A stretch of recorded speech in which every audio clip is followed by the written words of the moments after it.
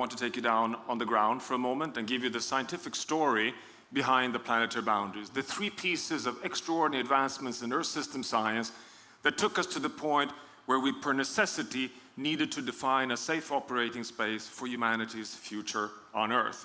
And the first piece of the science is undoubtedly what I would argue being the most important message from science to humanity over the past 30 years. We've entered a whole new geological epoch. We're now the dominating force of change on planet Earth. My fellow scientist, Will Steffen, leading Earth system scientist that we unfortunately lost 2 months ago, he expressed it in the following way. We're now starting to hit the ceiling of hardwired processes that regulates the state and functioning of the entire Earth system. We're working right now in my institute by showing the evidence that we're no longer in the Anthropocene, we're deep into the Anthropocene. We're starting to see the loss of the resilience, which actually put into question Vice President Al Gore's final statement here of this optimistic assumption that the IPCC correctly does, that if we stop emitting greenhouse gases, the Earth system will be so powerful in its natural processes that it will simply suck up the carbon and get the temperatures down. This is the challenge. It's coming back into the planetary boundaries that gives us any chance of that to be true. Now, the Anthropocene is the scale and the pace and connectivity in a globalized world. It translates to something which I would call the current turbulence in the world. We have a geopolitical crisis, we have a climate crisis, but we also have an ecological crisis. 70% of the populations of vertebrates have been lost over the past 70 years. 1 million of 8 million known species are risk at extinction in just the next decades. But this is not the fundamental challenge with the ecological crisis, is that we're losing the ability for moisture recycling, for carbon sequestration, for food production. It's fundamentally also linked to the fourth crisis, the zoonotic disease outbreaks of pandemics. We've talked about that today. That hockey stick you saw earlier this morning of the pandemics across the world, well, they're all zoonoses. They're all viral spillovers from wildlife, by domestic animals to humans, very likely. And this is in itself indicatively caused by unsustainable overexploitation of natural habitats. So not only do we have simultaneous global crisis, we are moving towards what potentially is a polycrisis, when crises interacts and reinforce each other. That's where we're in. We're in this turbulent phase of transition. Now, so far on climate, we are at 1.2 degrees Celsius of warming. It's sourced from 6 different empirical observation stations across the world. I've just pointed out the 2 extreme points here, which is the 1998 and the 2016 El Niño events. You remember them perhaps. I was myself in Kenya during the terrible flooding of 1998, just extraordinary, extreme peaks. Well, we've had 3 years of La Niña. 3 years of La Niña, which normally should mean a cooler temperature, but despite that, 2022 is the 5th warmest year on record, and it's the most expensive year in terms of loss and damage. $313 in payment check from the climate impacts estimated last year across the entire world. Just the Pakistan floods is very likely a $20 billion price tag. As you've seen, NOAA projects that we're going into a Niño phase, probably later this year, but very likely next year. We're actually likely to bump into 1.5 already by 2024. This will, apart from the extreme events it will cause, it will also certainly surface this questioning of whether 1.5 degrees Celsius can be held as the target that we've all agreed upon. I will be giving you the science why we need to hold on to 1.5 as a physical limit. We cannot abandon 1.5. But this is where we are in a jumpy situation, and just like Al Gore pointed out, IPCC, the common denominator, the consensus across the entire climate science community, is now very clear in its language. This is the high-level summaries from the summary report that came out of the AR6 just a few weeks back. I'm highlighting 3, in my mind, key insights. Number 1, we're in the midst of the crisis. It's hitting human well-being across the world today. But secondly, for the first time, the IPCC makes clear we're threatening the stability of the planet. This is what the planetary boundary science has been saying since 2009. It also says, if you look at the lower sentence here on the slide, for the first time, that there is no safe landing for humanity on 1.5 only by phasing out fossil fuels. We need to keep the natural processes intact. Actually, the IPCC even gives a number here. Up to 50% of intact nature on land needs to be kept intact for carbon sinks and carbon sequestration capacity. This is actually exactly the planetary boundary on land. So it just shows us that the movement of direction is towards interdisciplinary global sustainability science, also to deal with the climate crisis. Now, the science in support of what is at stake is rising by every paper that is coming out. And here I'm showing what I find to be, personally, perhaps one of the most impactful graphs I've seen over the past 2 years. I should be clear here, though, this is the Potsdam Institute's Climber 2 EMIC climate model led by Andrzej Ganopolski and Mateo Willett, but it's the first time we're able, with just physics and mathematics, to reproduce the journey of our home, planet Earth, over the past 3 million years. That's the x-axis. The entire Quaternary, the Pleistocene plus the Holocene. The y-axis, global mean surface temperature. 0 is the pre-industrial 14 degrees Celsius point. The black line is validation data. You recognize the last million years, ice core data, the Milankovitch cycling between 100,000 years of ice ages, short 15 to 30,000 years of interglacials. We've had 6 to 8 of those. But look at the green line. How the planet is dancing. Oh yes, a lot of natural variability. Solar forcing, volcanic eruptions, earthquakes, in and out of cold ice ages and warm interglacials. But not at one time, as far as we understand today, did we reach 2 degrees. The warmest point on Earth is below 2. The coldest point is roughly -5, deep ice age. I call this today the corridor of life. Why? Well, it's because we have all evidence that the Earth prior to the Quaternary is not an Earth that we recognize as an Earth that we know it. It has a different configuration of the continents. It has different chemistry, biology, carbon cycle, nitrogen cycle, water cycle. It's another type of planet. It's only in the Quaternary that we have a reference point for a planet that is at any semblance of the living planet that we depend on for our future. So this graph in itself, I would argue, is enough for climate action because we're following a pathway that takes us to 2.7 degrees Celsius in only 70 years. I mean, that is undoubtedly, without any hesitation in science, a catastrophe. This graph is enough to show we want to stay away well below 2. We are today at 1.2, the warmest temperature on Earth since we left the last ice age. And we have that data as well. It's incredible to see the Osmar et al. Synthesis that came out in 2021. Actually, throughout the whole planetary boundary science, I have always said that the Holocene is a reference point for desired planet that we depend on for human development. That, I would argue, is scientifically quite well established today. We've been on planet Earth for 200,000 years as modern humans. We've lived through 2 ice ages and 2 interglacials. But it's only when we leave the last ice age, some 16,000 years ago, that we shift over from hunters and gatherers, a few million people, to basically just 2,000 years into the Holocene, and we do the most important invention of all of our civilizational history on Earth, the Neolithic Revolution. We become sedentary farmers, we domesticate animals and plants, and off we go into the civilizational journey that takes us to the point when we can meet today and talk about artificial intelligence and massive innovations in science for humanity's future. Now, I've been saying throughout this journey that the Holocene is a 14 degrees Celsius planet plus minus 1 degree. I was wrong. The Osmar et al. Paper shows that it was even more narrow. It's a 14 degrees Celsius plus minus 0.5.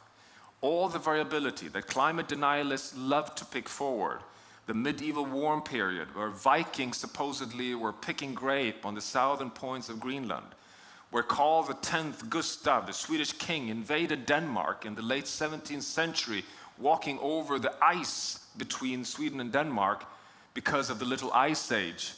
All of this, sure, it happened. It was natural variability within 0.5. This is a very deep insight. We use this in the planetary boundary science as a reference point for the desired state of the planet. We know the Holocene, we measure against it. The drama is that we also know increasingly why the planet stayed in this extraordinarily stable state. It's not that the sun was so gentle to us. It's not that volcanic eruptions were so non-abundant. It is because of a healthy biosphere. You've always seen, I'm sure, the Global Carbon Project's global carbon cycle updates each year. You see the graph here to the left from 1850 until today. It's our journey of fossil fuel burning. You see the hockey stick in gray of fossil fuel, hockey stick in orange, deforestation. Is it all of this that has accumulated in the atmosphere to cause 1.2 degrees Celsius so far? The answer is no. We all know this. We know that the dark blue part here is the ocean uptake. The green part is the intact nature uptake. And the more we stress the system with energy imbalance, the more nature, the more Earth has been helping us, applying its biogeophysical systems to dampen and reduce warming. This is a healthy planet responding to stress, because the Holocene is an attractor with feedbacks that keeps the system in an equilibrium. The numbers are quite clear. We've had the privilege of a 50% uptake of a healthy planet over this entire period. This is the largest subsidy to the world economy, completely hidden. And here comes the key point in reference back to Vice President Al Gore. The IPCC models, even in the AR6, assumes that this will continue. Assumes that we can count on the ocean. We can count on intact nature. The problem is we're seeing more and more scientific papers showing cracks in this system. We have the latest synthesis in the Brazilian part of the Amazon rainforest showing that over the past 10 years, the richest terrestrial ecosystem on planet Earth, the Amazon rainforest, has shifted over from sink to source. Can you imagine? She's not helping us anymore in the tropical rainforest system. We're seeing signs from Finland, the per capita richest temperate forest country in the world, that has so far already in 2022 shifted over from sink to source in the temperate forest systems. We're seeing signs of similar developments in Germany, in Sweden, in Russia, in Canada. This is worrying. It's warning signals of losing resilience in the Earth system. We also have the ocean playing exactly the same role for us. 95% of the heat caused by our fossil fuel burning is taken up in the ocean. Hiding out the heat, the planet is a thermostat. Now the El Nino dynamics is showing how this is potentially hitting back at us at a higher frequency with more severe magnitude. So we have to be very careful when we just easily consider the pathway to the future is only to decarbonize the energy system. It's actually to come back within planetary boundaries to keep the resilience intact. But I want to come back to the climate boundary and just make the scientific point that 1.5 is really a physical limit. We mapped the tipping elements of the climate system, published in Science a year back. 16 climate tipping element systems has now, over 15 years of scientific advancement, been, criteria very, very robustly selected. They must fulfill two key criteria. One is that they scientifically contribute, they have evidence of contributing to the state of the climate system. And secondly, that they have multiple stable states. Push them too far and they cross the tipping point. Here you have the map of the 16. I just show it to make the point that they are distributed across the entire planet. We all depend on them. I personally, that's not published anywhere, but I personally consider these to be the global commons, the new global commons in the Anthropocene. Because we all, independent of where we live, depend on the stability of these systems because they help us. They have negative feedbacks dominating their equilibrium state, and they thereby cool and dampen pressures from climate change. Here you have the more scientific assessment of these 16. On the x-axis you have the tipping element systems, and you have IPCC Red Ember's assessment of confidence on temperature assessments. So the y-axis is at what temperature are they at risk of crossing their tipping points. The black dotted lines is the median level, so that's the likely point of crossing a tipping point. And now I'll put on the 1.5 line. And what you see is that 4 of these systems, the ones furthest to the left, are likely to cross their tipping points already at 1.5. And these are the Greenland ice sheet, the West Antarctic ice sheet, all tropical coral reef systems, livelihoods for over 150 million people in coastal areas in the equatorial belt on planet Earth, and abrupt thawing of permafrost in the boreal zone up in the Arctic. Just the 2 ice sheets hold 10-meter sea level rise. It wouldn't crash overnight, of course. It would take perhaps 1,000 years, but it would be unstoppable. It would be a feedback shift and a transition towards a new equilibrium state. I would argue that this provides tremendous scientific support for holding on to 1.5. Is this one science group saying this, or is it something that we're increasingly seeing mainstreamed in a consensus in science? I would argue yes, because here is the trajectory between the AR5 and the AR6 in terms of risk assessment. So here's the IPCC's red ember diagrams on risks for ecosystems, but I'll just put on all of these red embers. You've probably seen them.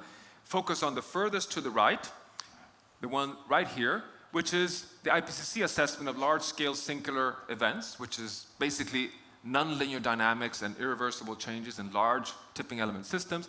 The AR5 estimates the risks at roughly 3 degrees Celsius, but look at the more the science advances, the more we learn that Earth is more sensitive to pressures of climate forcing, and that the risk level, even in the IPCC assessment, is now down to between 1.5 and 2. And the IPCC AR6 has a list of 16 tipping element systems without temperature levels, but they have a qualitative assessment.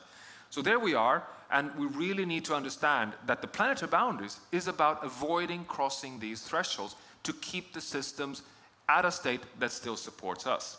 I just want to show one slide, though, what the implications can be if we do not turn around very quickly in terms of impacts on security. This is work from Xu et al. And colleagues at Exeter University. I think this is one of the graphs that should be in every foreign policy ministry in the world today. On color, you have the traditional fragility maps of economies. So darker the red, the more fragile the nations. But it's a health layer combined with climate impact assessments. So what you see here in the black spots are the regions that have an average temperature exceeding 29 degrees Celsius on an annual basis. This is a health threshold. Go above this and you have health threats to us humans. That's why, not surprisingly, it's only in the Sahara Desert you see this extreme heat. The dashed lines is the assessment, if we continue burning fossil fuels as today, the regions that will have this health-threatening temperature in only 50 years' time. This is a 2070 assessment. Just look at the map. Just look at the map. Brazil, West Africa, Horn of Africa, Middle East. Look at India, soon world's most populated nations. 3.5 billion people living in regions where the vulnerable, who cannot afford hiding behind air-conditioned housing, will have the risk of social instability, potential collapse, migration, and we see increasingly related risks related also to conflict. This is, of course, something we have to avoid. It's a recipe for instability of the world economy. The frontier in science, though, is amongst others, this. We're seeing more and more evidence that these tipping element systems are connected through cascades even. So we have 16 systems, but we have several scientific papers out now showing that when the Greenland ice sheet melts so fast, warming 3 times faster than the average of planet Earth, releasing cold fresh water, it slows down the thermodynamic engine of overturning of heat in the North Atlantic. This is well established, 15% slowdown over the past 30 years. This pushes the monsoon further south, which can explain the rapid dieback and forest fires and reduced rainfall over another tipping element, namely the Amazon rainforest. But of course, slowing down the overturning of heat also means that more saline surface water, warm surface water, is stuck in the Southern Ocean, which can explain why the West Antarctic ice sheet is warming faster, melting faster than we had expected. And interconnectivity between the Arctic and Antarctica through the tipping elements. This is the scientific frontier. So the evidence is 1, Anthropocene, 2, the Holocene is our reference, and 3 is tipping points. And this gives us this heuristic equation that took us to the planetary boundaries. So I just want to share this with you, because we're fellow scientists, that the planetary boundaries was just one little incremental step. I would even argue the unavoidable incremental step based on all the evidence we are sitting on. It was kind of an obvious that if we are putting all this pressure on the planet, if we're risking nonlinear change that cannot be stopped, if we have a reference point of a desired planet, 2 questions arise. Question number 1 is, what are the processes, the biophysical processes that regulate the state of the planet? And question number 2, can we, with the Holocene as a reference point, quantify scientifically boundaries within which we have a high chance of staying within a Holocene-like interglacial state that can support humanity, but go beyond it, and we risk drifting off away from the state that supports humanity. And ta-ta, you have the planetary boundary framework. It was published the first time in 2009. What you see here is the 2015 update. Here we are, 4 of the 9 boundaries transgressed in our 2015 assessment: climate, biodiversity, land system change, and overloading of nitrogen and phosphorus. You see one very important boundary that is inside the safe space here, which is the stratospheric ozone layer. Actually, it was outside, deep in the red in the 1980s, but we actually thanks to science, thanks to the fantastic work by Paul Crutzen, Mario Molina, and Sherwood Rowland, who got the Nobel Prize for identifying the depletion of the stratospheric ozone layer, the chemistry behind it, and even showing the pathway to a policy of forbidding the chlorofluorocarbons that was causing this life-threatening hole in the ozone layer for humanity. The interesting thing with this story is the following. Nobody had seen an ozone hole. Nobody had really experienced the immediate impacts. But the world listened to science. And policy listened to science. And in 1987, the Montreal Protocol was signed. And it didn't say an emission pathway. It forbid the gas. It didn't say 0 by 2050. It said, from now on, it's finished. And industry was ready to innovate. And that took us to a solution. And since 2 years, NASA has said, the hole has been closed. We're back into the safe space. And why is this a success story? I always get criticized, say, well, but the Montreal Protocol, that was an easy one. It was one industry, one set of chemicals, the technologies were there. But I would argue that we've reached a Montreal moment for climate, because the science is settled, just like the Montreal. The policy is settled, just like the Montreal Protocol, because there's nothing left to negotiate with the Paris Agreement. It's all in there. We even have the loss and damage in place, the Article 6, everything is in place. We have all agreed to reach 0 by 2050. We have the 1.5 set. The third part has always been missing on climate. We did not have the solutions, but now we have them. We have scalable solutions. So we've reached a Montreal moment on the climate boundary. So the message to you here today is the following. In the midst of the climate crisis, where we're putting so much risk on energy imbalance in the atmosphere, when exactly at that moment you'd like to have a strong, resilient planet, we have, unfortunately, the planet in the weakest point throughout the entire Holocene. That's not a good combination. You don't want to have a weak planet at a point of climate stress. So this is why we need to recognize that the journey we're on is not a journey of decarbonizing the energy system. It's about a global sustainability transition. It's a transformation. And the transformation pathway is increasingly researched. The Earth Commission came out with a paper recently showing that we're really at the edge of the Holocene. It's now a choice point. Will we be able to transform and have a safe landing within safe and just safe operating space? Or will we actually start drifting off unstoppably towards a hothouse Earth state? We know that for the climate boundary, the journey is set. It's actually a pace of 6 to 7% reduction of global emissions per year to half emissions by 2030 and reach net zero by 2050. But my message to you is that this is not enough. This is the journey we're on climate. Decarbonize the world's energy system in gray, transform the food system from dark brown, the single largest emitter, to become a sink in orange, scaling negative emission technologies in real orange, the brown is actually the food system, but then also invest in the resilience on intact nature and land, the green part, which means stop expansion of agriculture in particular to keep intact nature intact, build more regenerative agriculture, and keep the carbon stability in the ocean.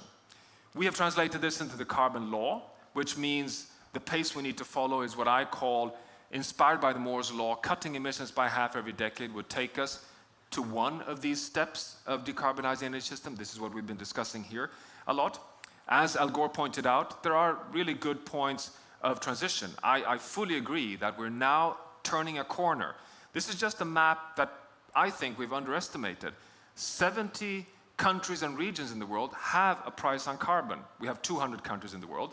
And Europe, as has been pointed out several times here, has now adopted not only the ETS2, the emission trading scheme for agriculture and transport and construction buildings, but also the CBAM, which is a tax for all imports for those who are trying to export goods to Europe without charging a price on carbon.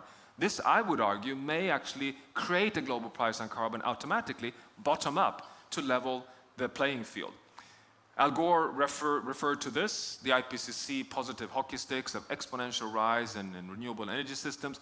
I agree, this is really exciting. We did quite recently a back of the envelope showing that the doubling pace over the past 15 years on renewable energy systems is doubling globally every 5.5 years.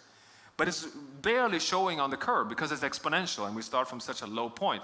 But if we continue that pace, just business as usual, we would have 50% of electricity globally from renewable energy by 2030. So it's actually true that we are on these exponentials. It's S-curves of change. But unfortunately, we're not yet bending the curve on the fossil fuel generation. But we're seeing a lot of innovation pace. And I would say that one of the most exciting ones, which has been referred to, is the transition in the whole mobility sector. The fact that we are now, for the first time, seeing political leaders saying we have end dates on the combustion engine. That the European Union is setting that date to 2035 just shows that we are on an abrupt change journey. But I want to really end up just with coming back to the biosphere. At COP15 last year in Montreal, the Kunming-Montreal meeting really established the 1.5 degrees Celsius equivalent on nature, the nature positive agenda, the planetary boundary for nature and nature processes.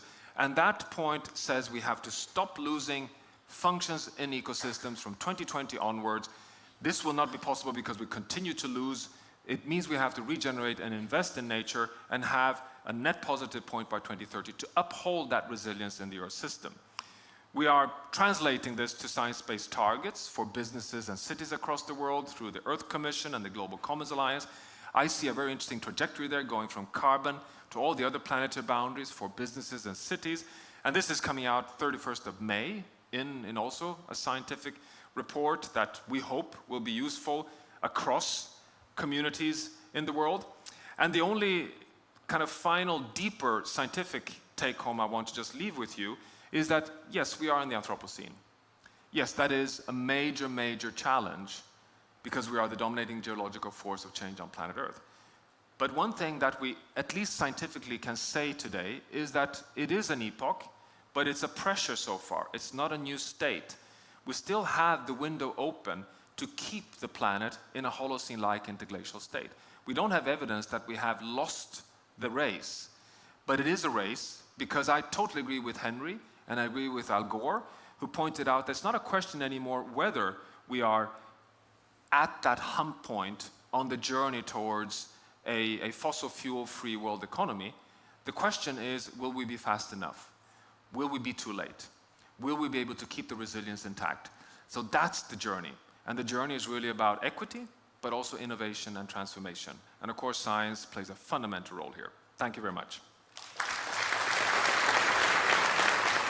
I have never heard the case for 1.5 made quite so compellingly as you did then.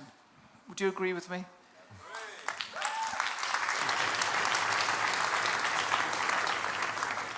We've got a lot of questions coming in. I'm going to take a question from one of our online audience. Arthur, who's the president of the International Environment Forum in Switzerland, what's the planetary boundary for photosynthesis, where we've destroyed so much plant life that it can no longer feed all life on the planet? Well, thanks for that question, but that's really, it's almost as if I had planted that question with him.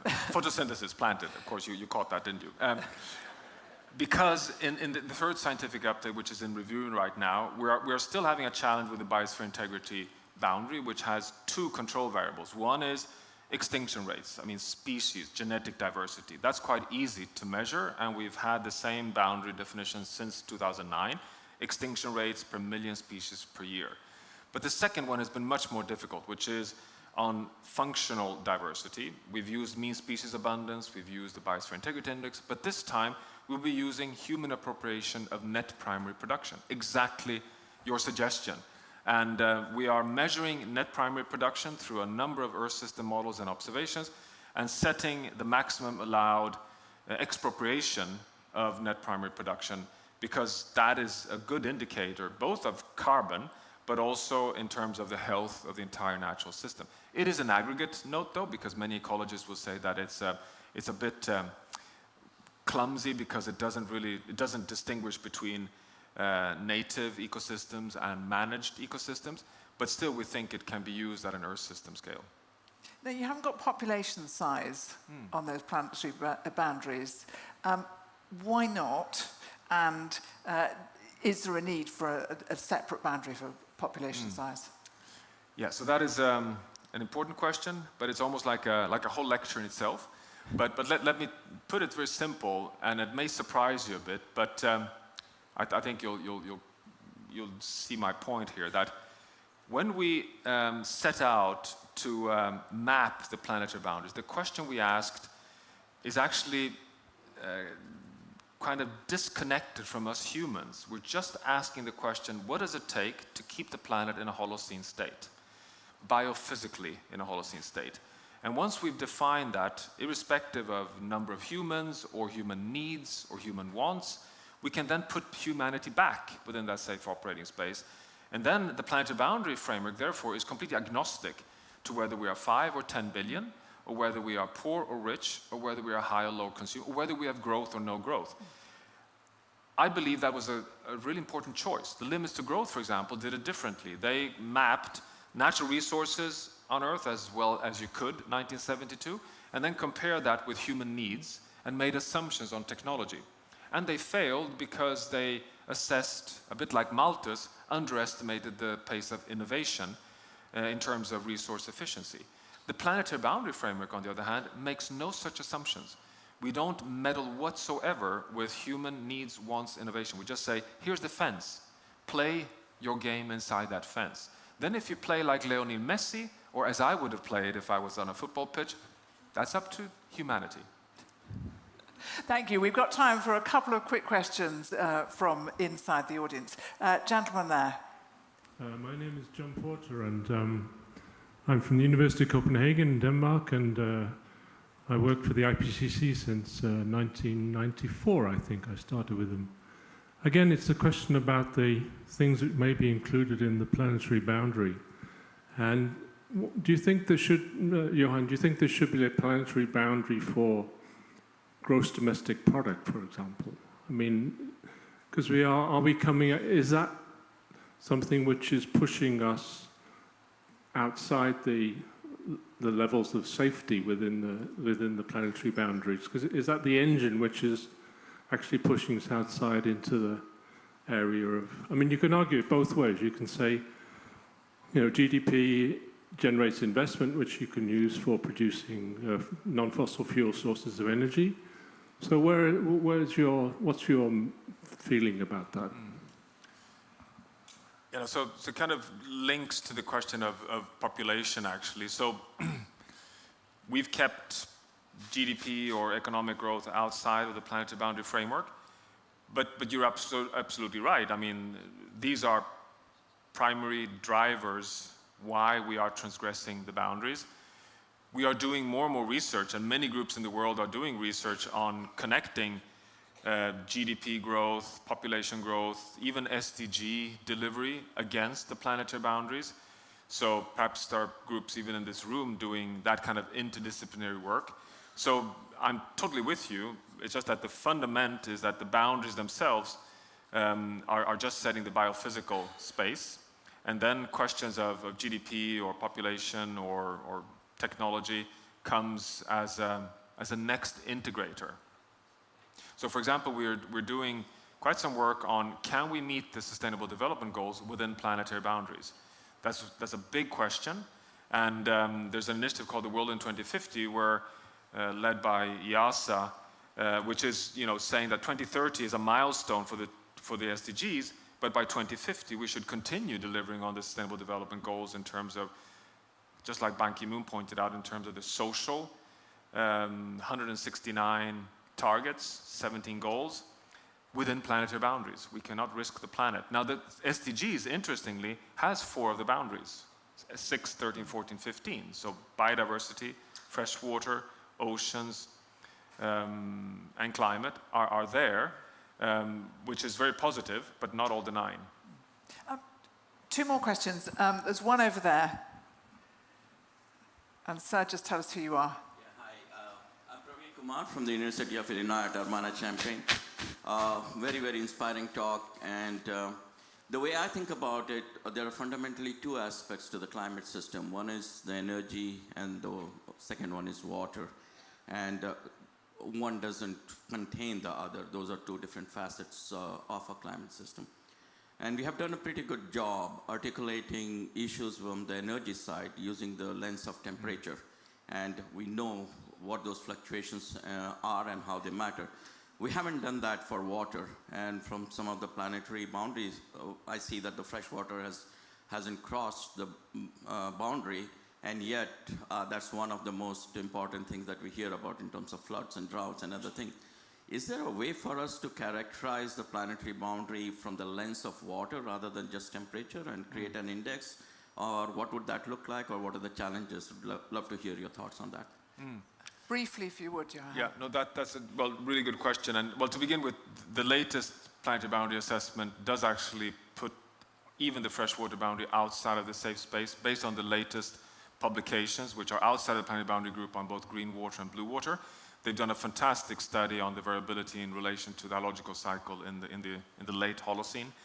I think it would be really important to include water. Water is victim number one of climate impacts, but we're also changing the whole hydrological cycle, not only because of climate change, but also because of land system change.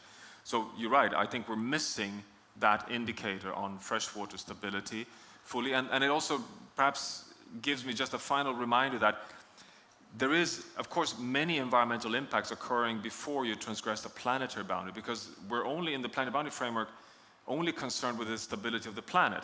But local environmental impacts, like collapse in freshwater systems or droughts or ecosystems collapsing, may occur or will occur before you knock over the planet. So it's not substituting all the great frameworks for environmental management. It's a complement. Final question over here. Hi, my name is Govinda. I'm an entrepreneur building software to decarbonize our energy systems. So all the discussion, every time I listen to scientists, it depresses me, even though I've done climate science. I think what we need to get back at an individual level, how I can define my own planetary boundaries. I don't know how it can go, because that will make me a little bit more actionable. So I don't know what's your thought at the bottom of approach rather than top-down approach here. Thank you. Yeah, thanks. No, so I ended a bit quickly by saying that one of the things that really excites us in the planetary boundary science community is that we're working very closely with the science-based target network, translating the boundaries into operational science-based targets that can be used by companies, individual companies, cities, countries. So that is one way of doing it. I think the second is actually just to take on that systems perspective and always remembering that you cannot focus in only on carbon and energy. You have to always look at implications across the other boundaries. And I think it's a very good starting point to start with freshwater and biodiversity as two of those obvious first impacted boundaries when it comes to changes in the climate system. So just as Ban Ki-moon was saying, shorter showers, turn all the lights off. All of those kind of things. Everything is good, but when I get this question, that's all important as well. But I think the most important thing that we can do is to tell this scientific story to our friends and to keep this momentum going. I think it really worries me that we're not close even to understanding that we're putting the whole planet at risk. And we're certainly not close as having a more wide understanding that 1.5 degrees Celsius, we should not play with that number. It's a really serious limit. And so I think it's just spreading that message is equally important as our own behaviors. Thank you so much, Johan Rockström.